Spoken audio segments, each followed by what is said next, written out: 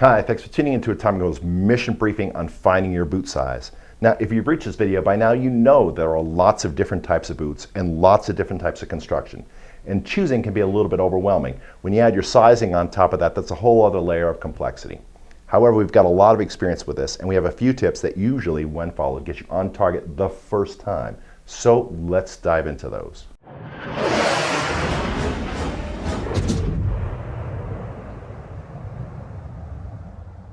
Okay, the first tip is to take a step back and do your recon. This means a few things, first of which is to go and look at 2 to 3 pairs at least of your casual, athletic, or hiking shoes, not motorcycle boots, for both the US and the EU size on the label. The reason that we recommend casual, athletic, or hiking shoes is because they tend to be from larger, more mainstream brands that do a better job of making sure that their sizing matches up with what is considered industry normal. The reason that we recommend looking at both the US and the EU size is because some brands we sell are sold in USA increments and some brands we sell are sold in European increments. And it's important to be able to get into the frame of mind of the people that have set up the sizing and the size conversion. Now, what you're looking for is not your best fitting pair of shoes. You're looking for the general trend of your sizing. In other words, 2 pairs you have are size 11 and 1 pair you have are size 11 and a half. So that's a pretty good trend. If you have something that is potentially an outlier, like 2 pairs are size 11 and 1 is a 14, you want to disregard that and look for more benchmarks, look for more samples. But you're looking for the general trend of your sizing.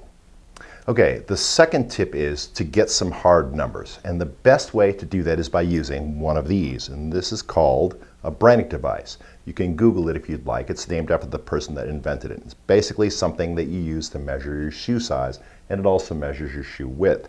Now, hopefully this syncs up with the information that you gathered in step 1, and if it does, you proceed to step 3. If not, you might need to go back and look at a few more pairs of your shoes and try to find a trend and make sure that measuring your foot roughly syncs up with that.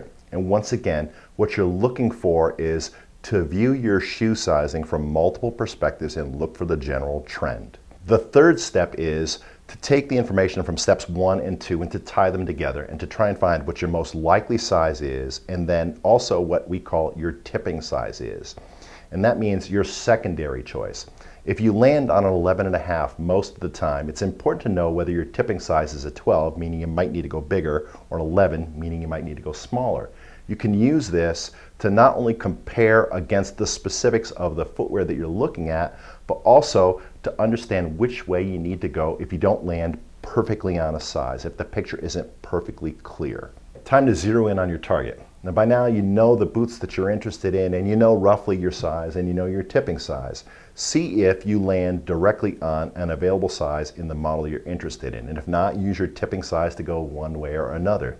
You can go out and look on the internet for anecdotes and for comments that people have about how the boots fit, but quite frankly, you have to be very careful doing that because a lot of the time those anecdotes are misleading. Look for a trend there also, just like you did with your sizing, and throw out any outliers in terms of people's opinions. But for the most part, look to see that you fall directly on a size that's available from the manufacturer, and if not, use your tipping size to go one way or another. Okay, by now it's pretty clear that this process is much more detailed and much more accurate than pulling a pair of boots out of your closet from 10 or 15 years ago and trying to use that as your only benchmark. Generally speaking, if you follow this process, you'll land on target the first time. If you don't, we've got a pretty easy and pretty flexible return policy to fall back upon, but once again, usually it's not even needed.